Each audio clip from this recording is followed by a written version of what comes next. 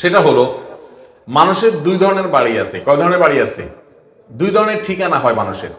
একটাকে বলা হয় ওয়াতনে আসলি, আর একটাকে বলা হয় ওয়াতনে ইকামা। ওয়াতনে আসলি মানে হলো মূল ঠিকানা, মূল বাড়ি।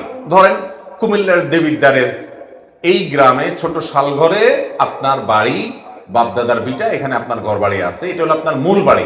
আপনি পাসপোর্টে স্থায়ী ঠিকানা এটা লেখেন, এনআইডিতে আপনি এটা লেখেন, সব জায়গায় এটা লেখেন, এবং এটা আপনার স্থায়ী ঠিকানা। সোজা কথা, ঘুরে ফিরে আপনি এখানেই আসবেন। আর আপনি ঢাকা শহরে চাকরির সুবাদে আছেন বা ব্যবসার সুবাদে আছেন, আপনি সেখানে একটা ফ্ল্যাট বাড়ি ভাড়া নিয়ে আছেন, কিংবা সেখানে ফ্ল্যাট একটা আপনি কিনছেনই, বাট ওখানে আপনি থাকেন, কিন্তু আপনার মূল ঠিকানা এখন এখানেই, আপনার এখানে গর্বিতে আছে, সব আছে। তাহলে দুই রকমের ঠিকানা হলো, একটা মূল ঠিকানা আর হলো বসবাসের ঠিকানা, যে ওখানে বসবাস করতেছেন। এই দুই জায়গাতে ফুল নামাজ পড়বেন। মূল ঠিকানাতেও ফুল নামাজ পড়বেন, বসবাসের ঠিকানাতেও ফুল নামাজ পড়বেন। একজন সৌদি আরবে থাকেন, কাতারে থাকেন, দুবাইতে থাকেন, পৃথিবীর কোনো দেশে থাকেন, চাকরির সুবাদে গেছেন, সেখানে কাজ করেন, তো সেখানে আপনার একটা থাকার রুম আছে, কক্ষ আছে, আপনি সেখানে আছেন, সেটা আপনার বসবাসের ঠিকানা, ওয়াতনে ইকামা। ওখানে আপনি পুরো নামাজ পড়বেন, কারণ সেখানে আপনি মুসাফির না, আপনি সেখানে বসবাস করতেছেন রীতিমতো এখন। আবার যখন দেশে আসবেন, নিজের বাড়িতে, গ্রামে ছুটিতে আসছেন, তারপরও আপনি সেখানে পুরো নামাজ পড়বেন আপনার গ্রামে আসলে, কারণ এটা আপনার মূল ঠিকানা। কারণ মানুষের মূল ঠিকানা, বসবাসের ঠিকানা, এই দুই জায়গায় কি করতে হয়? পুরো নামাজ পড়তে হয়। বসবাসের ঠিকানাও না, মূল ঠিকানাও না, এরকম যদি হয়, সেখানে কসর আপনি পড়বেন, যদি সফরের দূরত্ব হয়।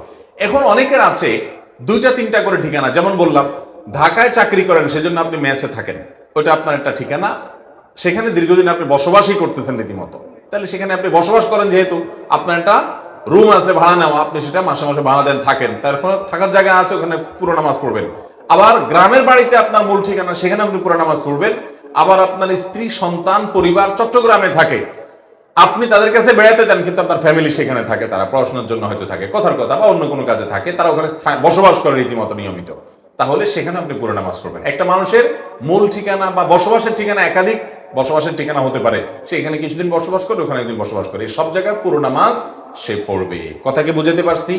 তাহলে মূল ঠিকানা, বসবাসের ঠিকানা। বসবাসের ঠিকানা মানে আপনি কোথাও চাকরি সুবাদে গেছেন, সেখানে ভাড়া নিছেন একটা রুম, একটা ফ্ল্যাট, আপনি সেখানে থাকেন সব সময়, এটা বসবাসের ঠিকানা, এখানে পুরো নামাজ হবে।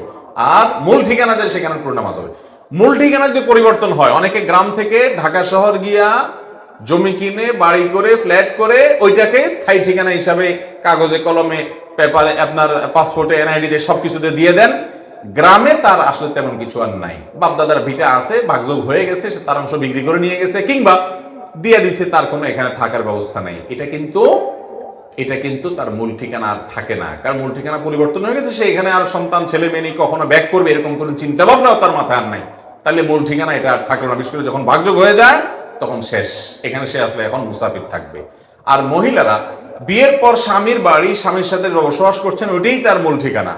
এখন বাবার বাড়িতে তিনি গেস্ট, বাবার বাড়িতে তিনি কি মেহমান। এই জন্য মহিলারা বাবার বাড়ি যদি সফরের দূরত্বে হয়, আর 2-4 দিনের জন্য মেহমান হিসেবে বেড়াতে যায়, তিনি সেখানে কসর নামাজ পড়বেন। যদি এমন হয় কোন মহিলার বাবার বাড়িতে তার থাকার ঠিকানা আছে, তার থাকার কক্ষ আছে, এবং তার রুম আছে, এবং কি অনেকে আছে ঘর জামাই থাকে, বাচ্চাকে যেন সেখানে থাকে, তাহলে তিনি সেখানকার বসত বাড়ি, এটাও তার একটা ঠিকানা, সেই হিসাবে তিনি পুরো নামাজ পড়বেন। বাকি বাংলাদেশের 99% মহিলাদের এরকম না, বরং বাবার বাড়িতে তিনি ভাইদের মেহমান হয়ে, মা বাবার কাছে মেহমান হয়ে যান, এই অবস্থায় তিনি সেখানে কসরের নামাজ পড়বেন, পুরো নামাজ পড়বেন না। কথা কি বুঝাতে পারছি? আর অনেক প্রশ্ন থাকতে পারে, আমি মৌলিক শুধু চিত্রটা তুলে ধরার চেষ্টা করলাম।